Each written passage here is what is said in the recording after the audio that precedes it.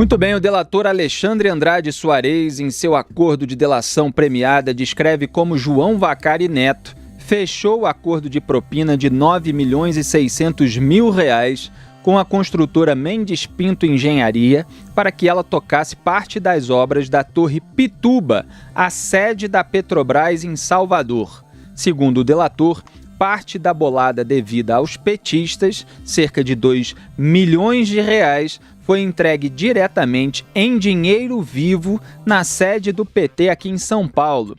Já eu conto como esse dinheiro foi levado. Outras informações da Lava Jato baiana também vieram à tona nesta terça-feira.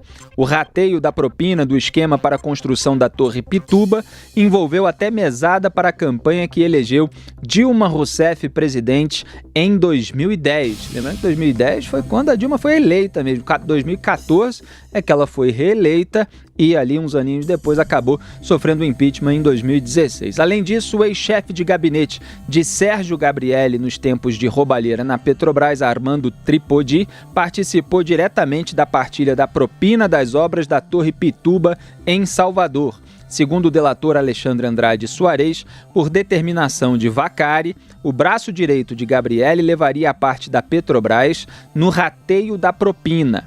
Detalha Soares, abro aspas, por determinação de Vacari, ficou definido que o valor seria repartido da seguinte forma: 1/3 para o PT Nacional, representado por Jogo Vacari, é assim que está escrito aqui, 1/3 para Petros, representada por Nilton Carneiro e Wagner Pinheiro, e Petrobras, representada por Armando Tripodi, que era chefe de gabinete de Sérgio Gabrielli, e 1/3 para o PT da Bahia, representado por Canos Daltro, que era caixa de campanha de Jacques Wagner.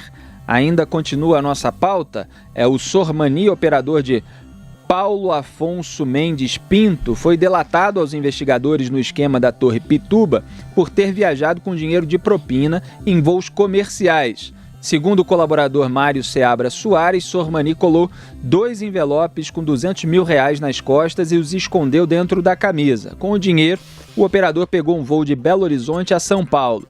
Na capital paulista, diz Mário, foi até a sede do PT e entregou a propina para uma secretária de João Vacari Neto, ex-tesoureiro do partido.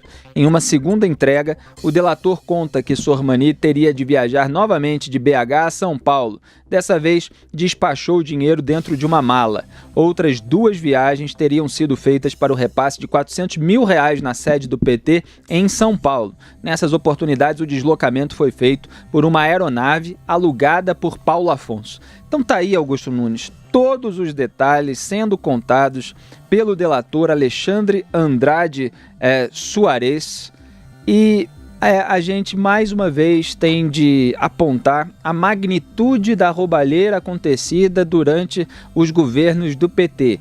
A cada nova delação, a cada avanço de uma investigação, se descobre um nicho e todo um detalhamento daquilo que, em termos gerais, a gente sempre denunciou, e muitas vezes em termos específicos também, alguns focos de corrupção aqui e ali, mas o esquema é nacional, quer dizer, é sede da Petrobras em Salvador que se abre, se financia em troca de pagamento de propina para os políticos, e aí tem o dinheiro que sai lá na Bahia, mas é entregue aqui em São Paulo, nas sedes estaduais do partido, usado na campanha presidencial. Quer dizer, é toda essa corrupção petista aí sendo exposta no momento em que uma farsa a respeito do processo do impeachment é indicada ao Oscar. Augusto. Felipe, nenhum cofre escapou desse assalto que foi praticado por 3 partidos, mas já coordenado pelo PT. O MDB e o PP foram parceiros. Agora, eles durante o governo Lula aparelharam tudo. E aí começou uma roubalheira que continuou no governo Dilma e que mostrou que houve no Brasil, esteve em ação no Brasil, o maior esquema corrupto da história.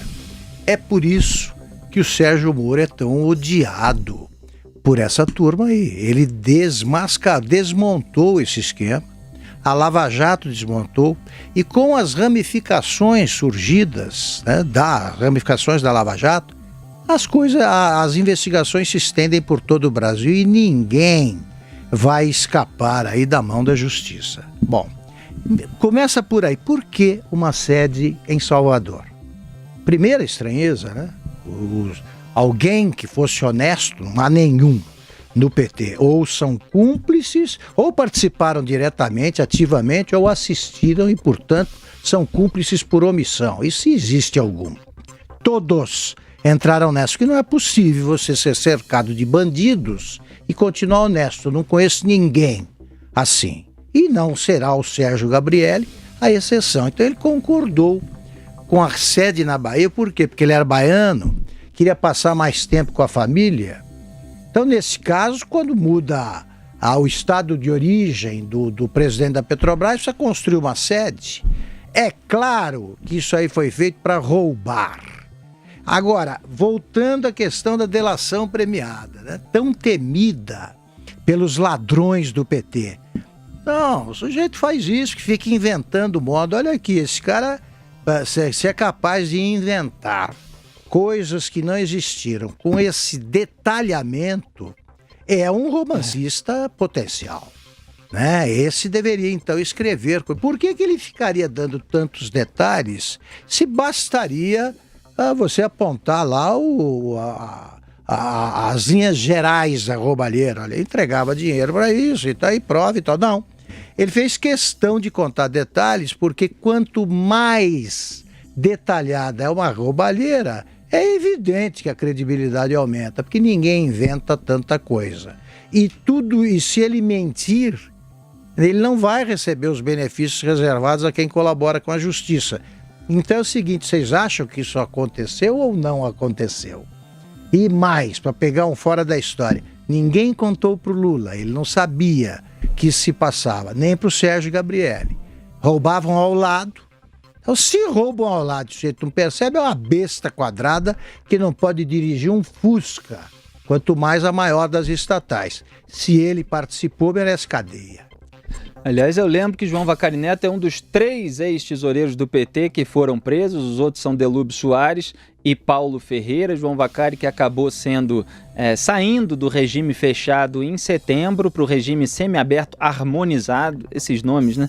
Esses eufemismos que se dão, e foi trabalhar lá na CUT, ganhou uma vaguinha lá de assessor da CUT, não podia sair da região metropolitana de Curitiba. E lembrando que o Vacari é daquele tipo de homem do partido, como se diz lá no próprio PT, como é o José Dirceu, que foi o primeiro exemplo disso. É um quadro do partido. Então é aquele sujeito que fica um tempo em cana, como ficaram José Dirceu e Lula, sem abrir o bico, né? Não falou nada. E claro que se aproveita dessa benevolência da legislação brasileira, que faz com que o sujeito corrupto, criminoso, que desvia dinheiro público, recebe propina e orquestra esse tipo de esquema, passe apenas um período muito pequeno aí dentro da cadeia no regime fechado. E Felipe, então, só para completar o comentário, hoje, né, eu estava vendo que há mais jabuticabas aí de chicaneiros, né, infiltradas nessa lei anticrime, né, do Sérgio Moro, deformada pelo Congresso.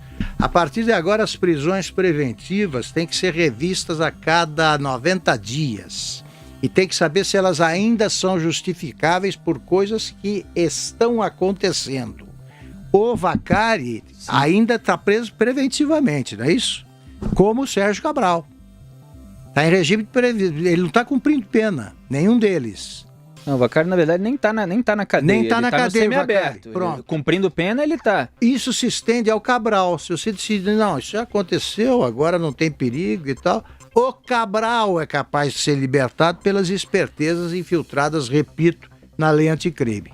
Exatamente. Eu tenho apontado aqui, foi sancionado pelo Jair Bolsonaro, juiz de garantias, o relaxamento da prisão preventiva, que é esse item que o Augusto está citando, e também a limitação à colaboração premiada. Exatamente. E esse relaxamento da prisão preventiva inclui que só se pode prorrogar ali no entorno, né, desse item, se diz que só se pode prorrogar uma investigação, e muitas delas são casos complexos, por 15 dias, se não é preciso relaxar a prisão preventiva. Enfim, eles deram um jeito de limitar ali, sendo que justamente pela complexidade do crime, e vocês viram quanto tempo se demorou para chegar a Odebrecht, né? Quem chegou agora no debate político não imagina o tempo que se demorou, que a Odebrecht negava com veemência, soltava nota atrás de nota. Eu escrevi um monte de crônica ironizando as notas, copy-paste, né? Ctrl-C, Ctrl-V, copiar, colar da Odebrecht. Então, demora muitas vezes para se descobrir, se desbaratar todo um esquema complexo de lavagem de dinheiro internacional, por exemplo, né? E, no entanto, eles estão delimitando o tempo da investigação, justamente para poder ficar solto enquanto a polícia se vira lá para investigar. E muitas vezes que o bandido criminoso, o bandido poderoso fica solto, poderoso às vezes com poder político, às vezes com poder econômico, às vezes com os dois, ele pode atrapalhar a investigação. Claro. Ele pode fazer sumir um dinheiro que estava guardado em determinado lugar, transferir para outro, falar para um doleiro fazer o diabo que for com aquilo. Então, quer dizer, você cria maneiras de tornar mais difícil pegar os criminosos poderosos e tornar possível que eles façam ainda mais trapaças para escapar da cadeia. Antônio Maldonado, a sua visão a respeito dessa investigação, diga lá.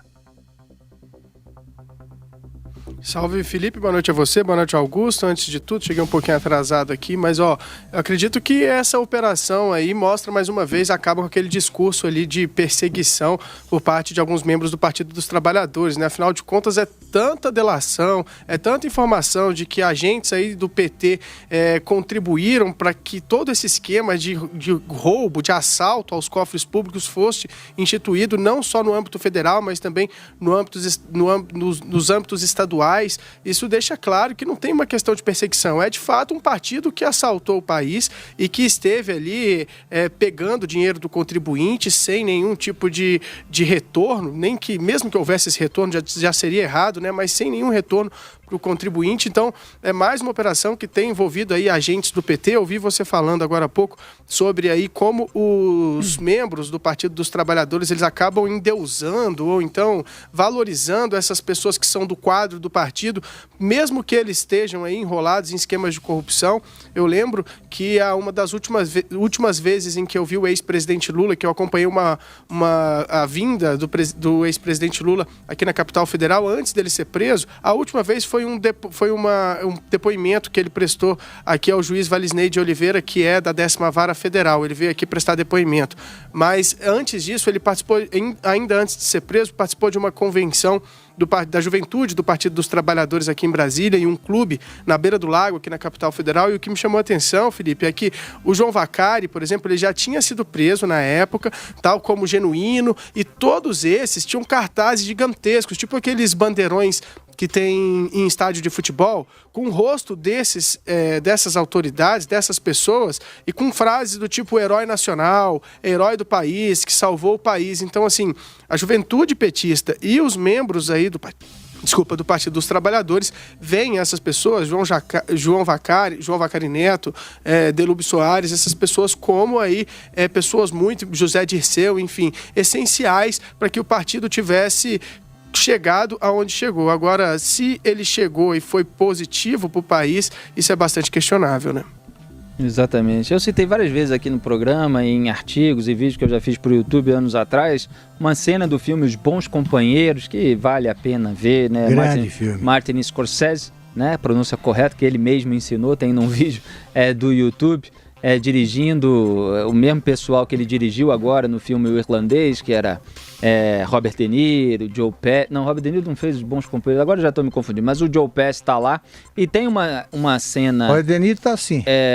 Exatamente. É porque fez tanto filme de mafioso que eu já comecei a confundir aqui, mas tem uma cena em que um sujeito jovem que havia entrado para a quadrilha, ele sai da prisão depois de passar um tempo e ele é recebido pelos mafiosos sob aplausos na saída ali do tribunal, do lugar de onde ele sai, porque ele não tinha aberto o bico durante a sua permanência na cadeia.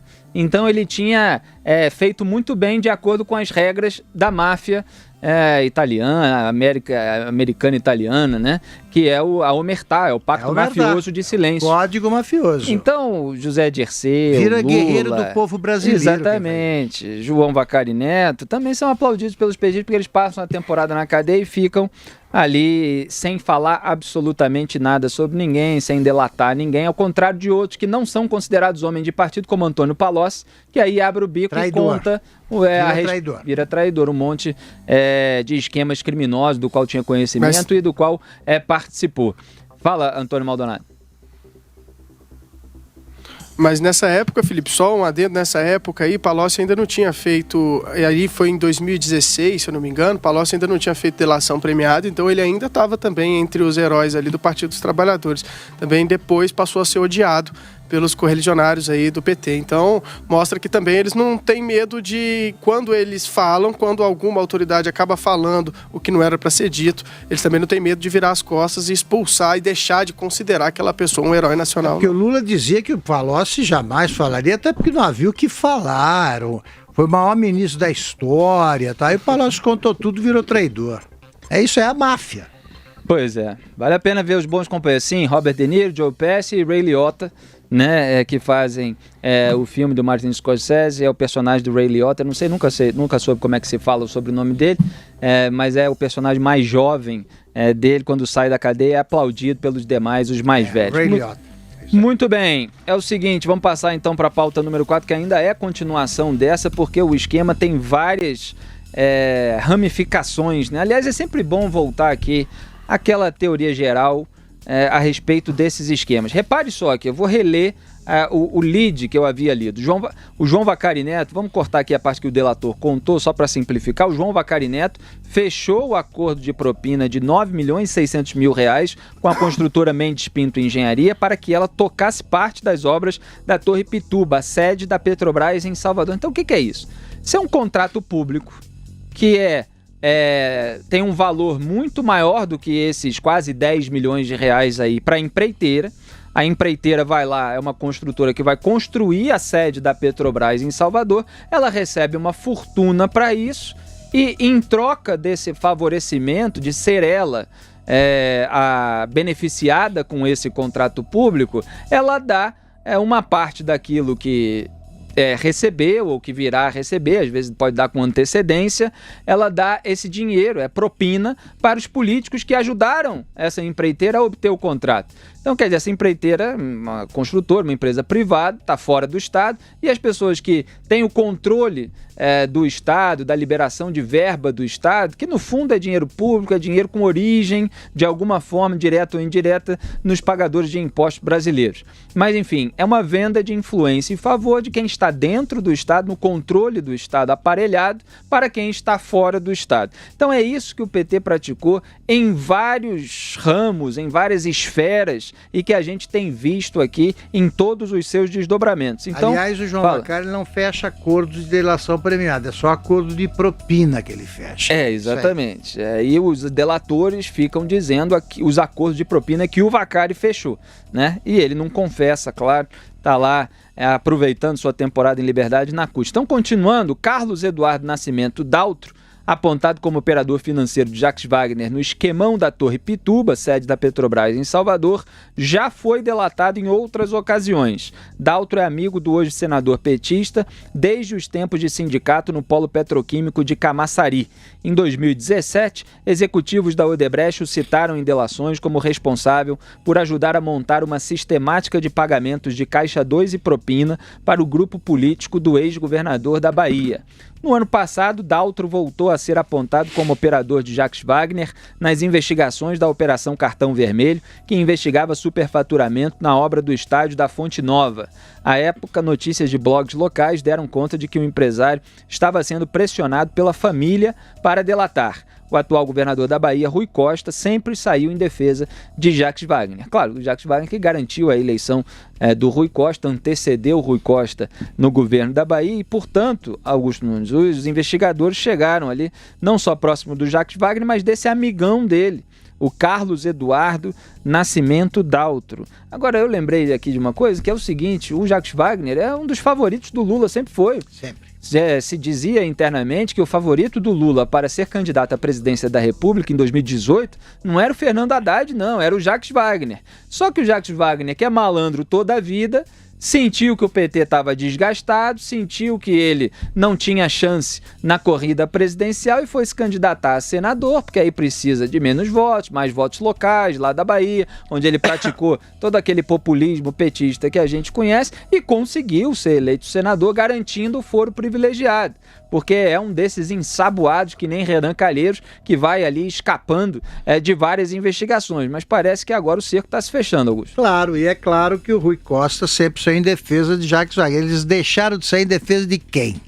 Né? Não há culpados do PT, o PT não cometeu pecados, tanto que foi dispensado de fazer autocrítica pelo seu dono, que é o Lula. Agora, o interessante é o seguinte, ver como essa turma do Congresso não sossega. Eles também infiltraram nessa lei anticrime a seguinte esperteza: o sujeito que agora que topa um acordo de colaboração premiada, delação é o nome que a imprensa adotou, ele não pode tratar de assuntos que não sejam vinculados ao caso que está sendo examinado. Então, por exemplo, estão examinando aqui essa roubalheira na Torre Pituba, sede da Petrobras. Pela nova lei, se é que isso aí vai pegar, ele não poderia falar das bandalheiras praticadas no estádio. Aqui, como é que é? No estádio da Fonte Nova. É interessante, só o que eles querem. Vem um delator e diz: olha, eu queria contar essa roubalheira na Petrobras, mas eu também tenho revelações a fazer sobre a roubalheira no estádio da Fonte Nova. Aí o promotor, o juiz, o policial federal está dizendo: não fala sobre isso que eu não posso nem ouvir, porque isso aí não está ligado à Petrobras, não conta nada. Isso é o que querem os bandidos do Congresso com esse projeto lamentavelmente sancionado aí pelo presidente da República. Então, ou se acaba com isso a tempo, ou as coisas vão piorar. Mas não vão ficar melhores para os ladrões, porque as investigações prosseguem, como estamos vendo, e com novidades. Antônio Maldonado. Olha, Felipe, de fato, o senador Jacques Wagner sim, conta com o apoio do ex-presidente Lula. É impressionante o modo como ele caminha aqui no Congresso Nacional, viu, Felipe? Ele tem ali um poder, assim, parece que a gente vê em alguns parlamentares do PT, principalmente, ali uma espécie de um pé atrás, assim, não gostam de aparecer muito, tem um pouco de receio em falar com a imprensa. Já o senador Jacques Wagner não, já o senador Jacques Wagner parece se considerar imune a tudo aquilo que o PT fez ao longo dos últimos anos. Então ele de fato ele exerce uma liderança muito grande ali no Senado Federal, ele tem relações muito boas com os parlamentares, inclusive daquele grupo do Muda Senado, ele é considerado aí um parlamentar experiente, então ele tem muita moral, vamos dizer assim, entre os parlamentares do Congresso Nacional. Agora, como você bem citou, essa operação não é a primeira que envolve aí o senador baiano. Essa operação em relação à Fonte Nova, eu anotei alguns dados. Olha só, ele foi indiciado pela Polícia Federal por